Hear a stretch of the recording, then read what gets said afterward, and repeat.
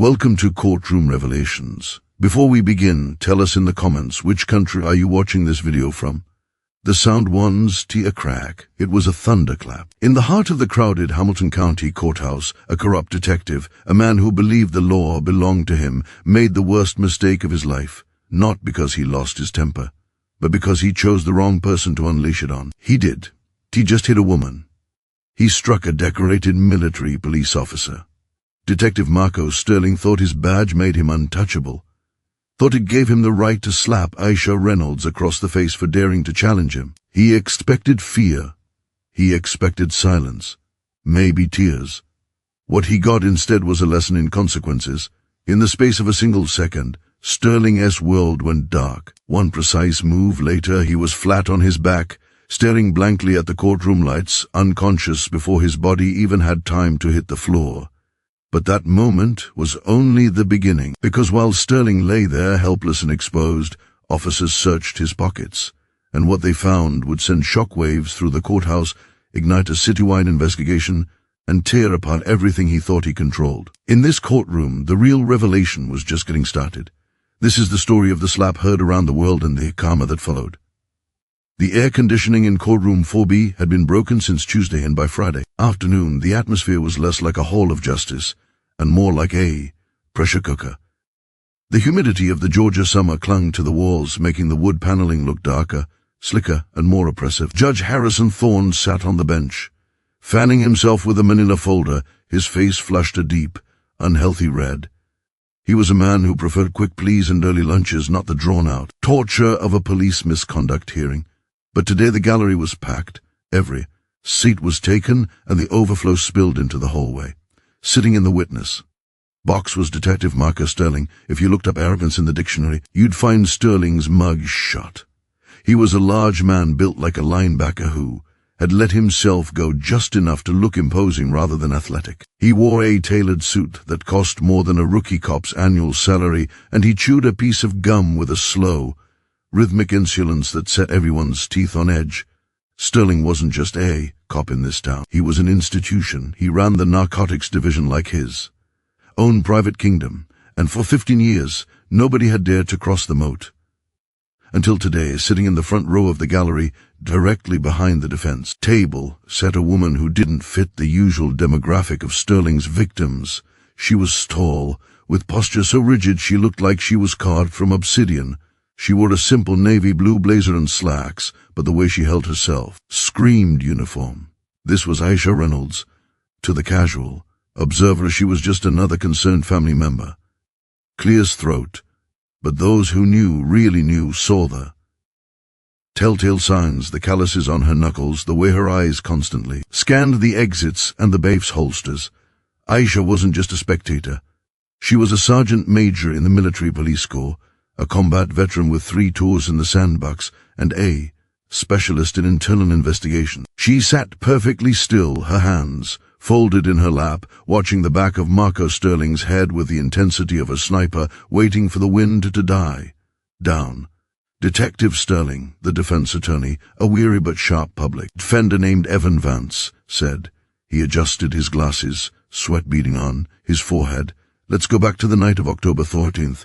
You stated in your report that you found the illicit substance in the glove box of the defendant's vehicle before you requested backup. Is that correct? Sterling smirked. He didn't even lean toward the microphone. That's what the report says, counselor. Can't you read? A few snickers rippled through the back of the room. Sterling's cronies, other officers who had come to show support or perhaps intimidation. I can read just fine, Detective Van said, his voice tightening, but we have a time-stamped dispatch log that suggests you called for a tow truck 20 minutes before you claimed to have found the drugs. Why call for a tow if you hadn't found a reason to arrest the driver yet? Sterling's chewing slowed. He shifted in, the chair, the wood creaking under his weight. Intuition. I've been on the job 20 years. I know a perp when I see one. I knew I was going to find something.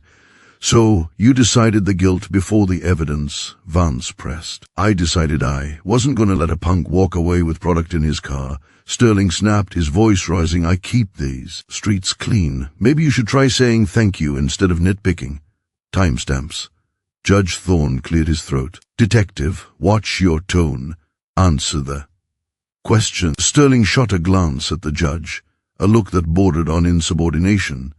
He knew where the judge's skeletons were buried. He knew who paid for the judge's lake house. The reprimand was just for show. Aisha Reynolds didn't blink. She watched Sterling's hands. They were clenching and unclenching on the railing of the witness box. He was losing control. That was good. An angry man makes mistakes, and Aisha was counting on him making a big one. She wasn't here for herself. She was here for Private First Class Jaden Ross, a 20-year-old kid under her command who was currently sitting at the defense table, head bowed, terrified. Jaden had been driving home to visit his sick mother when Sterling pulled him over. Jaden had no record, no drugs, and a spotless service history, but he had a nice car, and Sterling didn't like punks in nice cars. Now Jaden was facing 10 years for possession of heroin that Aisha knew with absolute certainty Sterling had planted. But proving it, that was. The war and the courtroom was the battlefield. The cross-examination dragged on for another hour. The heat in, the room became suffocating. The air smelled of stale sweat and floor wax. Evan Vance, the public defender, was doing a better job than anyone expected. He was chipping away at Sterling's armor, exposing the inconsistencies, the missing body cam footage, the magical appearance of evidence.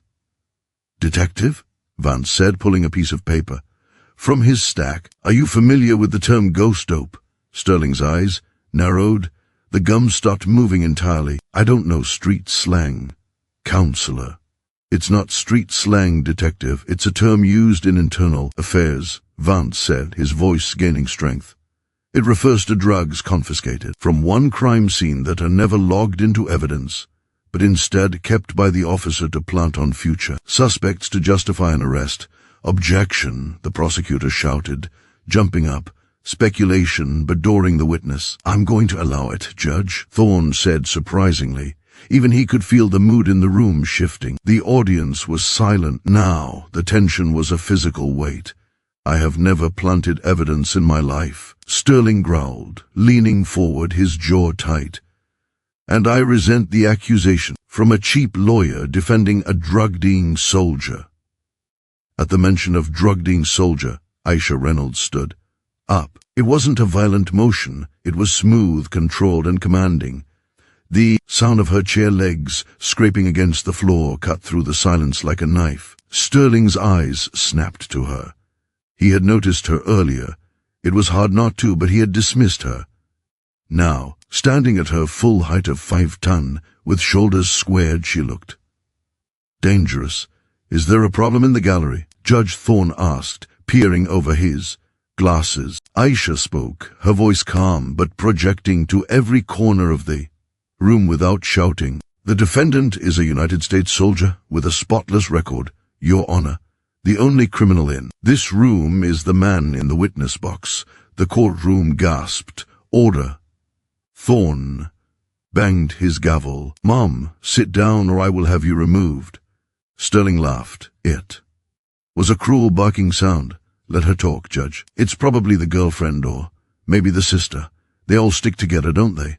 The racial undertone was unmistakable. The air in the room seemed to drop. Tanjugri. Aisha didn't flinch. She stepped out of the row and moved into the aisle. The bailiff, a young deputy named Miller, looked at her uncertainly. He sensed authority radiating off her and hesitated to grab her. I am Sergeant Major Aisha Reynolds, 11th Military Police Battalion, she said, locking eyes with Sterling, and I am here to formally testify that on the night of the arrest, Detective Sterling's personal vehicle was tracked via GPS to a known narcotics distribution hub 3 hours before he pulled over Private Ross. Sterling's face went from red to purple. This was information nobody was supposed to have. The GPS data on his private car, that was impossible. Unless the feds were already watching him. You're lying, Sterling shouted, standing up in the witness box. He pointed a thick finger at her. Get this batch out of my courtroom. It's not your courtroom, Detective Aisha said, taking a step closer to the bar that separated the gallery from the court floor. And those GPS logs are already in the hands of the FBI. That was the trigger. Sterling, fueled by adrenaline, fear, and a lifetime of unchecked power, lost his mind. He didn't think, he reacted. He vaulted over the low, swinging gate of the witness box, storming onto the floor of the courtroom. "I'm sick of you people coming into my town and telling me how to do my job," Sterling roared. The BF moved too late. The judge was hammering the gavel, shouting for order, but it was just a noise. Sterling charged toward the aisle where Aisha stood. She didn't retreat. She didn't flinch. She simply widened her stance, her hands coming up to a defensive, thinking man position, open palms close to her face. Deceptive. Sterling reached the wooden railing, separating them. He was a big man, heavy and full of momentum. He reached over the rail, grabbing Aisha by the lapel of her blazer with his left hand, yanking her forward. "You shut your mouth when you speak to the law," he screamed, spraying spit. And then he did it. With his right hand he wound back and delivered a vicious open-handed slap across Aisha's face. Crack. The sound was sickening.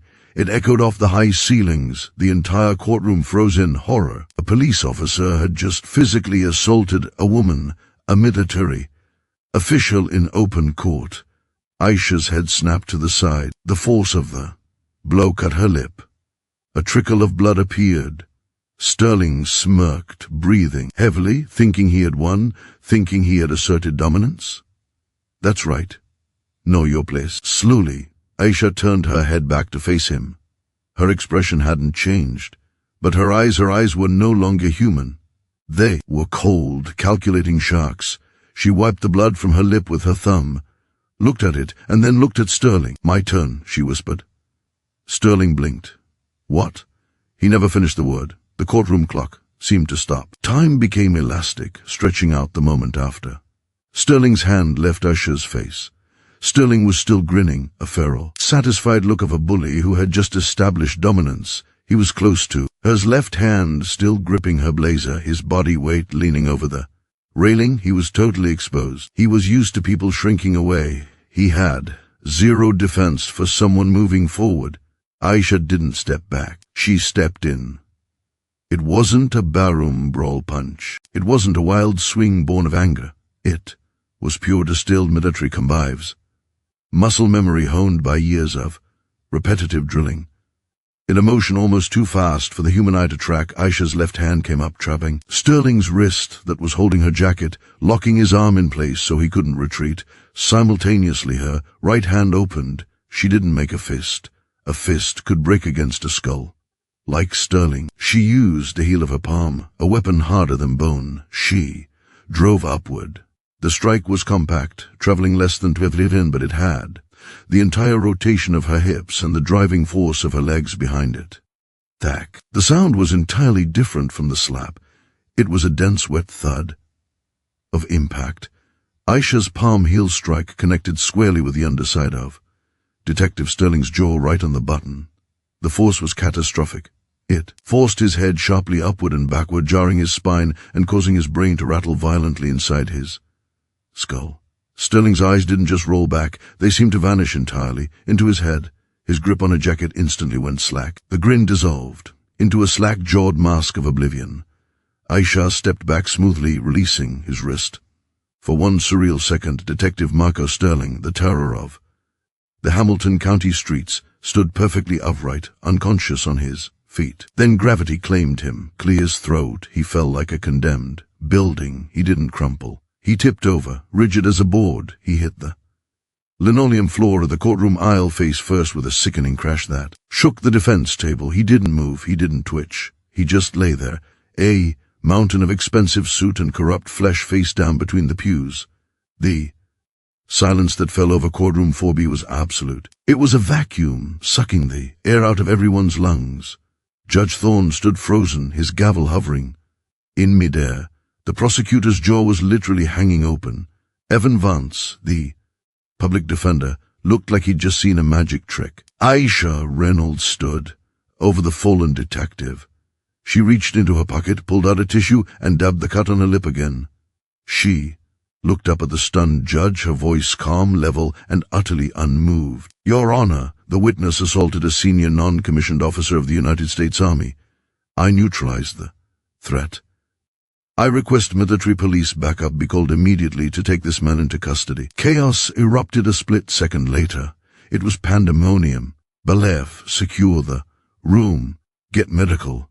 Judge Thorne was screaming, banging his gavel furiously, though nobody was listening to it anymore. Deputy Miller, the young bailiff who had hesitated earlier, now scrambled over the railing. He knelt beside the motionless form of Detective Sterling, his face pale.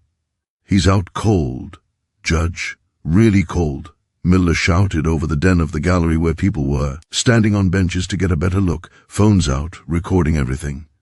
"Check his airway. Turn him over," Thorne commanded, panic creeping into his voice. The last thing he needed was the city's top narc dying in his courtroom after getting dropped by a woman.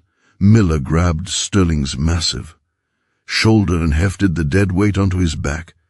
Sterling's nose was bleeding heavily where it had smashed against the floor, and his breathing was a shallow, rattling snore. "Loosen his tie," someone shouted. Deputy Miller, fumbling with adrenaline, reached for Sterling's neck to loosen the silk tie. In his haste, he snagged the lapel of Sterling's suit jacket, jerking it open wildly. Sterling had been carrying a lot of things in that jacket: his spare magazine for his Glock, a pack of gum, Clear's throat, and something else. As the jacket flapped open, an object dislodged from an interior pocket. It slid out across the slick silk lining and tumbled onto the courtroom floor, spinning before coming to rest right at the feet of Evan Vance, the defense attorney. It was a clear plastic sandwich bag.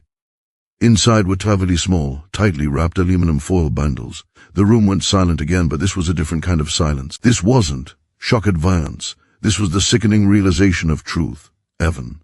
Vance stared at the bag. He didn't touch it. He slowly looked up at the judge, then at the prosecutor. "Your Honor," Vance said, his voice shaking with fury, pointing a trembling finger at the bag on the floor. "That looks exactly like the packaging of the heroin allegedly found in my client's car." The prosecutor, a woman who had worked with Sterling for years, looked like she was going to be sick. She took a step forward, stared at the bag, and retreated as if it were radioactive.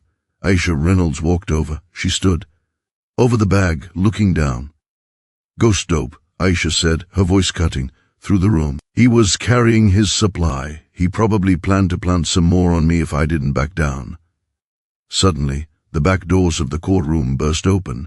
4 uniformed military police officers wearing armbands and carrying sidearms marched in with precision. They had been waiting in the hall on standby per Aisha's orders before she even entered the courtroom. They moved directly to Aisha, saluting crisply. "Sergeant Major, are you secure?" The lead MP barked. "I am," Aisha said, returning the salute, blood still staining her lip. She pointed to the unconscious heap on the floor and then to the bag of drugs next to him. "That man assaulted me, and it appears he just dropped his personal stash of evidence on the floor of a court of law. Secure the scene. Nobody touches that bag until the FBI arrives. I already called them." Judge Thorne looked at the MPs taking over his courtroom, looked at the unconscious detective, looked at the drugs, and realized his career was likely over. The karma hadn't just hit Detective Sterling, it had just leveled the entire building. But as Sterling began to grow groggy, trying to figure out why the ceiling lights were spinning, he had no idea that the worst was yet to come. Consciousness returned to Detective Marco Sterling, not as a light, but as a throbbing red-hot spike, driven through the center of his skull. His first sensation was the smell of floor wax and dust pressing against his cheek. His second sensation was the cold realization that he was on the ground and people were looking down at him. He groaned, pushing himself up on shaking arms. The room spun violently. His jaw felt unhinged. He tried to speak, to bark an order, but all that came out was a garbled slur. "What? Who hit?" "Stay down, detective," a deep voice commanded. It wasn't the judge. It wasn't his partner. Sterling blinked the blurriness from his eyes and looked up. He wasn't looking at friendly faces. He was looking at the polished black boots of 4 military police officers forming a perimeter around him. Beyond them, the courtroom gallery was a sea of raised smartphones recording his humiliation in high definition. "Get off me," Sterling spat, trying to scramble to his knees. I'm a police officer who struck me. I want her arrested for assault on you. I'm not the victim here, Mr. Sterling. The voice of Aisha Reynolds cut through, the fog in his brain. She was standing outside the circle of MPs, looking down at him with the cold detachment of a coroner examining a corpse. Sterling followed her gaze. She wasn't looking at him, she was looking at the floor just inches from his left hand. Sterling looked down. There, glistening under the fluorescent lights, was the sandwich bag, 2 foil bindles, heroin, the ghost. Dope he had carried in his breast pocket for 3 years, his insurance policy, his tool for framing anyone who dared clear his throat to drive a nice car in the wrong neighborhood. The color drained from Sterling's face so fast it looked like he had died again. He instinctively reached for it, a desperate lizard brain reaction to hide the evidence. Click. A heavy boot stomped down on his hand, pinning it to the floor. It wasn't Aisha, it was a man in a dark gray suit who had just entered the room, flanked by 3 tactical agents wearing windbreers emblazed with 3 yellow letters. FBI. Don't touch the evidence, marker, the man in the suit said smoothly. Sterling looked up, squinting through the pain. He recognized the man. Special Agent Victor Cross, Internal Corruption Task Force. Sterling had spent 10 years avoiding Cross, mocking him at police bars, calling him a Fed suit. Now Cross was standing over him like the Grim Reaper. Cross. Sterling wheezed. This is a setup. That woman, she planted it on me when she hit me. We have 4 angles of video from the gallery that show it falling out of your pocket. Marco, Cross said, crouching down so their faces were level. And we have the GPS data Sergeant Major, Reynolds provided. And we have the fact that you just assaulted a decorated federal officer in open court. Cross stood up and nodded to the MPs. Get him up. The MPs hoisted Sterling to his feet. He swayed, his legs like jelly. He looked toward the bench, seeking salvation. Judge Harrison, Sterling pleaded, his voice cracking. Tell them this is your courtroom. You can't let them do this. Judge Harrison. Thorne was pale, wiping sweat from his forehead with a trembling hand. He looked at Agent Cross, then at the cameras, then at Sterling. He saw the sinking ship, and he made the only choice a rat makes. The court. The court has no jurisdiction over federal obstruction and assault charges. Thorne stammered, avoiding Sterling's eyes. The defendant, Mr. Sterling, is remanded to federal custody. You treacherous coward. Sterling roared, lunging toward the bench, but the MPs wrenched his arms behind his back. The sound of handcuffs ratcheting tight was louder than the gavel had ever been. Marco Sterling, Agent Cross announced, his voice carrying to the back of the room. You are under arrest for possession of narcotics with intent to distribute, assault on a federal officer, deprivation of civil rights under color of law, and perjury. You have the right to remain silent. I suggest you start using it. As they marched Sterling out of the courtroom, dragging him past the defense table, he locked eyes with PFC Jaden Ross, the young soldier he had tried to frame. Clear his throat, Jaden didn't look scared anymore. He looked at Sterling with pity. Court is adjourned. Judge Thorne banged the gavel, desperate to escape. Not quite, Your Honor. Evan Vance, the public defender, shouted over the noise. I move for immediate dismissal of all charges against my client, Jaden Ross, with prejudice. The prosecutor, seeing the radioactive fallout descending on her office, didn't even stand up. The state withdraws the charges. Case dismissed, Thorne mumbled, practically running for his chambers. Jaden Ross stood up, tears streaming down his face. He turned to Aisha Reynolds. He didn't know what to say. He just saluted. Aisha softened just for a moment. She reached out and squeezed the young soldier's shoulder. Go home to your mother, Private. Your war is over. Mine is just starting.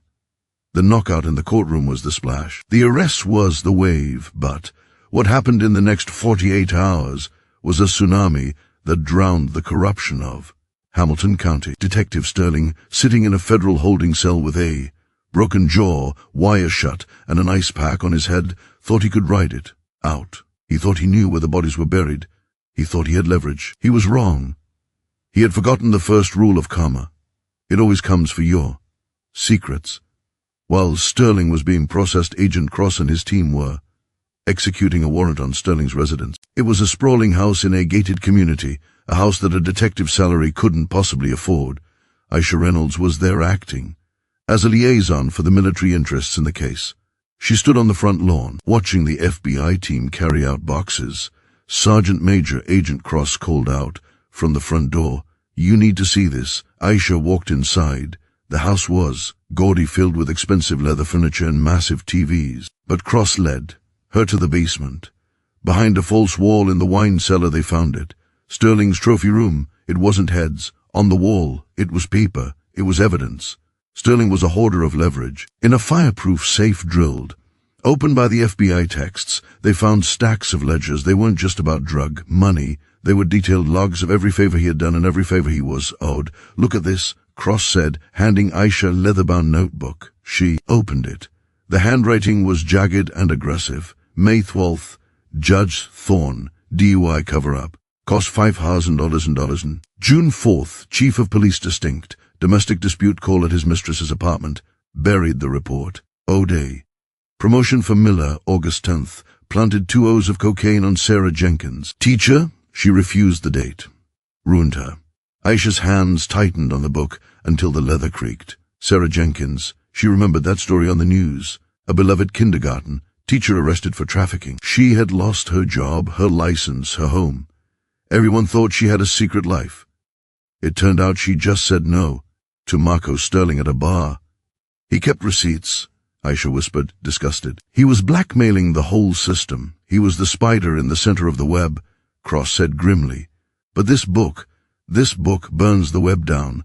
The fallout was immediate and catastrophic. Within 6 hours of the notebook's discovery, the FBI raided the chambers of Judge Harrison Thorne. They found him, packing a suitcase, $50,000 and cash stuffed into a gym bag. He was arrested in his driveway, weeping as the neighbors watched. The chief of police resigned, effective immediately due to health reasons, but was picked up by federal agents 2 May from the airport an hour later. But the hardest hit came from the digital forensics. Sterling's phone seized at the courthouse contained a group chat, a chat named The Cleaning Crew. It included 6 other narcotics officers. They shared photos of their victims, jokes about planting evidence, and bets on how much jail time they could get for innocent people. They mocked their victims. They called them trash, thugs, and ATMs. By Saturday morning, the Hamilton 7 were all in custody. The entire narcotics division was disbanded. Every case Marco Sterling had touched in the last 10 years, over 400 convictions, was immediately suspended for review. The local news was running non-stop coverage. The video of Aisha slapping Sterling had gone viral globally. It had 50 million views in a day. The hashtag The Slap became a symbol of resistance against corruption. But for Sterling, sitting in his silent cell, the reality hadn't fully set in until his lawyer arrived. It wasn't a high-priced shark. It was a court-appointed defender, a young woman who looked at him with undisguised contempt. "Where is Gold? Where is my lawyer?" Sterling mumbled through his wired jaw. "Mr. Gold dropped you as a client this morning, Mr. Sterling," the young lawyer said, not sitting down. "All your assets have been frozen by the RICO Act. Your house, your cars, your pension. It's all gone. You can't afford a private attorney." Sterling stared at the grey wall. I have friends. You have co-defendants," she corrected him. "And they are all cutting deals. Judge Thorne just signed a proffer. He's giving up everything on you to save his own skin. He says you masterminded the ring." Sterling closed his eyes. The pain in his jaw was nothing compared to the sensation of the floor dropping out from under him. Clear his throat. "You are facing 40 years to life, Mr. Sterling," she said. "And since you are a former cop, you will be serving that time in administrative segregation, solitary confinement, 23 hours a day in a box for the rest of your life." Aisha Reynolds, meanwhile, was back at the base. She was sitting in her office looking at a photo of Sarah Jenkins. Teacher Sterling had ruined. She picked up her phone and dialed a number she had found in the file. "Hello," a timid voice answered. "Miss Jenkins, my name is Aisha Reynolds. I have some news for you, and I think you're going to want to sit down for this. You're going to get your life back." The karma had circled back. The man who lived by destroying lives was about to watch his own life get dismantled brick by brick for inside a concrete box. But even Aisha didn't know that the final twist was waiting for Sterling inside the prison walls. A twist that involved a face from his past he thought was long dead. 6 months had passed since the slap heard round the world, but for Marco Sterling, time had become a distorted, agonizing blur. The man who sat at the defendant's table in the Federal District Court of Georgia was a hollowed-out shell of the titan who used to rule Hamilton County. Gone were the Italian silk suits that cost $3,000 a pop. Gone was the gold Rolex that gleamed under streetlights. Gone, even was the weight that made him physically imposing. Sterling was now inmate number 8 Mine Fondo.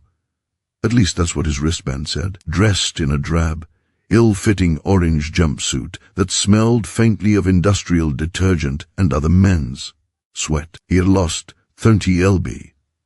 His skin, once flushed with the ruddy complexion of good bourbon and high blood pressure, was now a shallow, paste-like gray. His hair had thinned, revealing a scalp that glistened with a cold, nervous sweat. The courtroom was packed, just as it had been on that fateful day in the county court, but the atmosphere was entirely different. There was no humidity, no broken air conditioning. The federal courthouse was a temple of steel, glass, and freezing cold air. It felt sterile. It felt like an operating room where a tumor was about to be excised. Sterling refused to look at the gallery. He knew who was there. He could feel their eyes, burning into the back of his neck. Aisha Reynolds was there, sitting in the front row, her posture as rigid and perfect as a statue.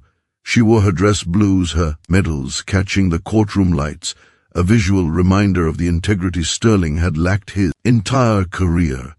Beside her sat Jaden Ross, the young man whose life Sterling had tried to erase for a statistic, and beside him was a woman Sterling had tried desperately to forget. Sarah Jenkins, the kindergarten teacher whose career he had torpedoed because she wouldn't sleep with him. They were the ghosts of his past, flesh and blood, watching his funeral while he was still breathing. But the worst betrayal wasn't in the gallery. It was on the witness stand. For the past 3 weeks, Sterling had watched in horror as the Hamilton Seven, his Clear's Throat squad, his boys, the men he had protected, enriched, and drank with, took the stand one by one. They didn't just testify. They eagerly dissected him to save their own skins, to shave years off their own sentences. They painted Sterling as the mastermind, the puppet master, the devil himself. Detective Miller, the man Sterling had promoted, the man whose mortgage Sterling had helped pay, sat on the stand and wept fake tears. "I was afraid of him," Miller told the jury, avoiding Sterling's death stare. "Marco told us that if we didn't plant the evidence, we'd be the ones in cuffs. He ran the department like a mafia don. We were just soldiers following orders. It was a lie. They had all been greedy. They had all laughed at the thugs they framed. But the jury didn't know that. They only saw a crying cop and a monster in orange. As the jury reached a verdict, the voice of Justice Holloway boomed through the room. Holloway was not like Judge Thorne. He was a federal appointee, a man with a face like a cliffside and eyes that had seen too much human darkness to be impressed by a dirty cop. He didn't play golf with the mayor. He didn't take envelopes. "We have, Your Honor," the jury foreman stood up. She was a middle-aged woman, a librarian, small and unassuming, exactly the kind of person Sterling used to bully during traffic stops. Now she held his life in her hands. Sterling gripped the edge of the defense table. His knuckles were white. His court-appointed lawyer, a public defender who clearly loathed him, didn't even pat his arm for comfort. On count 1, racketeering and corruption under the RICO Act, the foreman read, her voice steady. "We find the defendant guilty." A murmur rippled through the room. Sterling flinched as if he'd been slapped. On count 2, possession of narcotics with intent to distribute, guilty. On count 3, deprivation of civil rights under color of law, guilty. On count 4, assault on a federal officer, guilty. The list went on. 19 counts, 19 guilties. Each one was a nail in the coffin. By the time she finished, Sterling's head was bowing lower and lower until his forehead was almost touching the table. He couldn't breathe. The air in the room felt thin, insufficient. Justice Holloway adjusted his glasses and looked down at Sterling. The silence in the room was absolute. Even the reporters in the back held their breath. "Marco Sterling," the justice said. "Please stand." Sterling tried. His legs felt like water. His lawyer had to hook a hand under his armpit and hoist him up. He stood swaying, the shackles around his ankles clanking, a sound that signaled his new reality. "In my 30 years on the bench," Holloway began, his voice low and dangerous, "I have seen murderers, terrorists, and cartel leaders, but I have rarely seen a man who so thoroughly delighted in the destruction of the innocent. You were given a badge, a symbol of public trust. You used it as a license to hunt. You destroyed lives not for safety, but for ego and greed. You are not a police officer, Mr. Sterling. You are a predator." Sterling opened his mouth to speak, to beg, to say something, but his throat was dry as dust. "The federal guidelines for these crimes are severe," Holloway continued, "but given the sheer volume of your victims and the damage you have done to the public's faith in the law, I am departing upward from the guidelines." The justice leaned forward. "I sentence you to life in federal prison without the possibility of parole. You will die in custody, Mr. Sterling. May God have mercy on your soul, because this court has none." The gavel came down.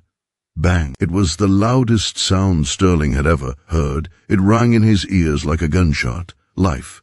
He was 45 years old. He could live another 30, 40 years inside a cage.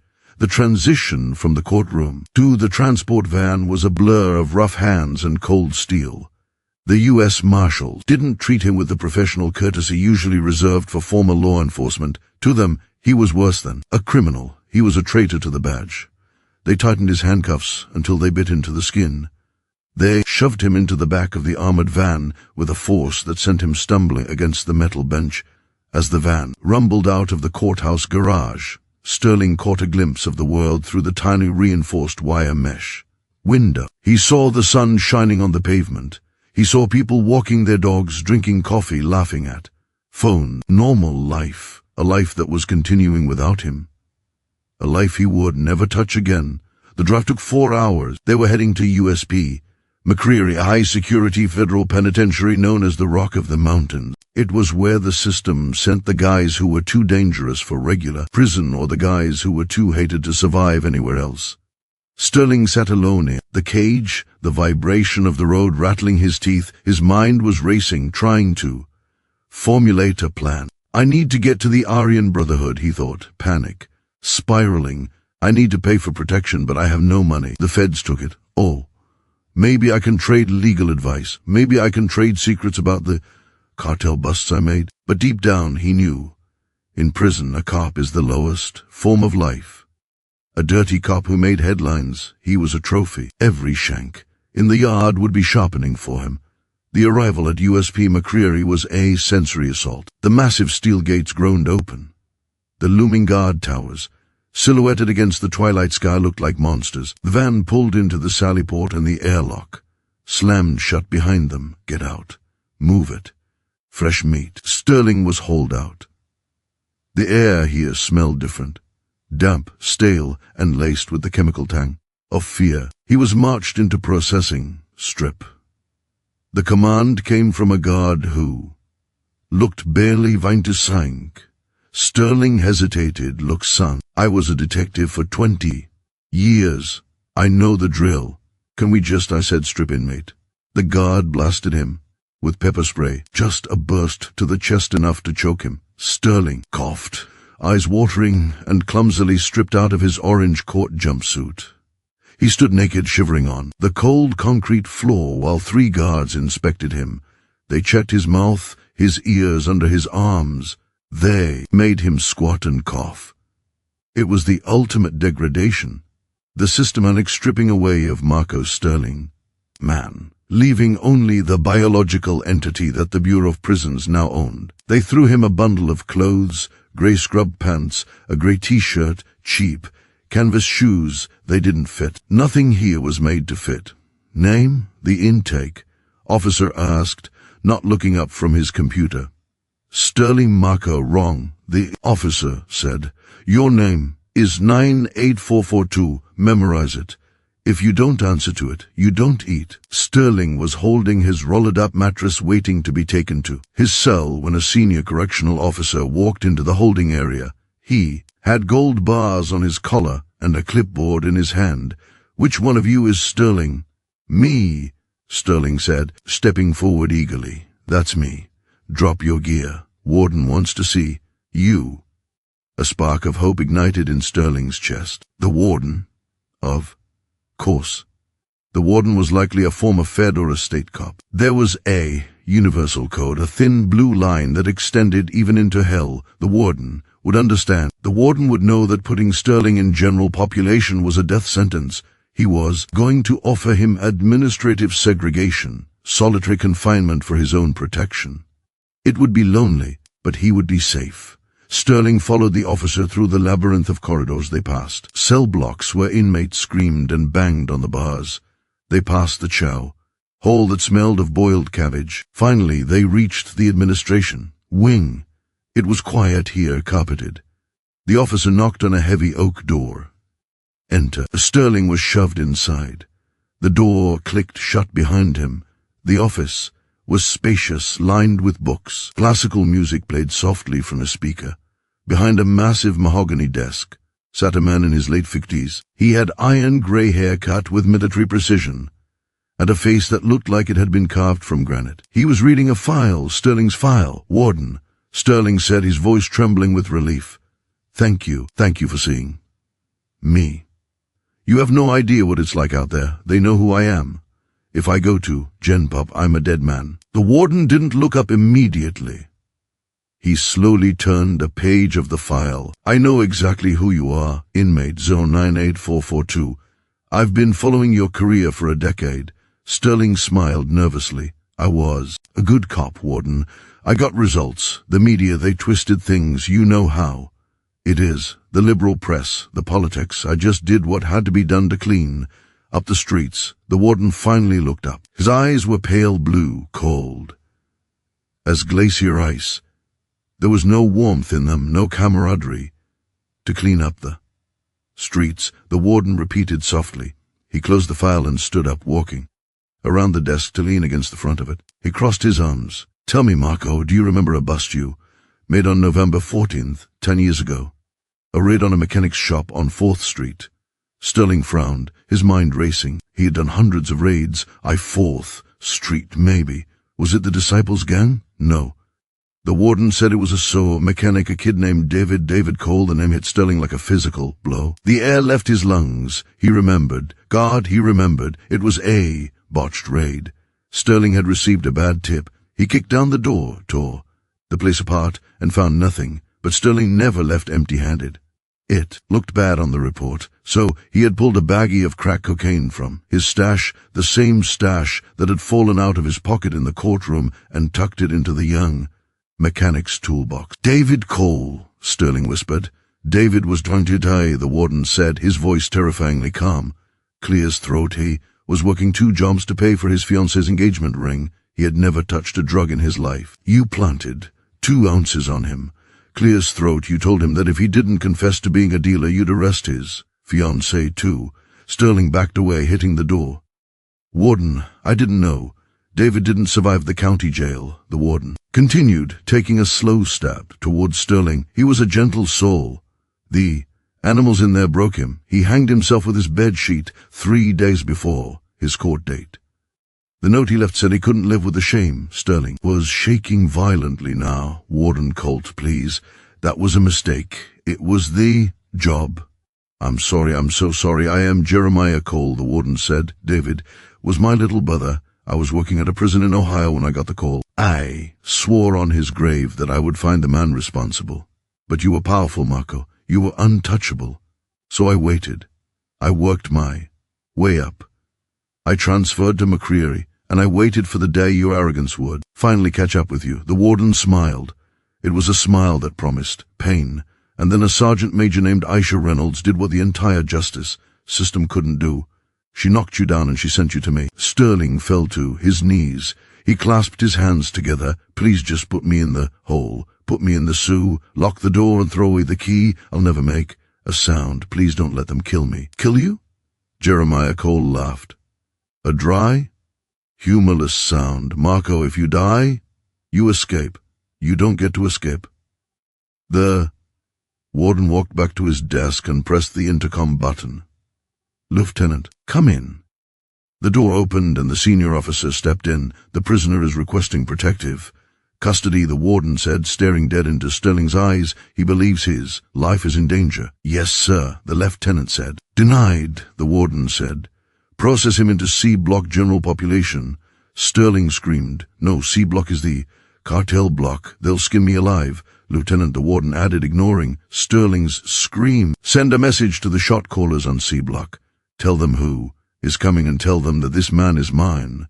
Tell them that if he dies, I will lock down the entire unit for 6 months. No yard, no commissary, no visits. Tell them I want him alive. I want him to live a long, long time. The lieutenant nodded, understanding perfectly. Understood, warden. The do not touch order. But accidents happen in the shower. Slips and falls. Exactly, the warden said. Just keep his heart beating.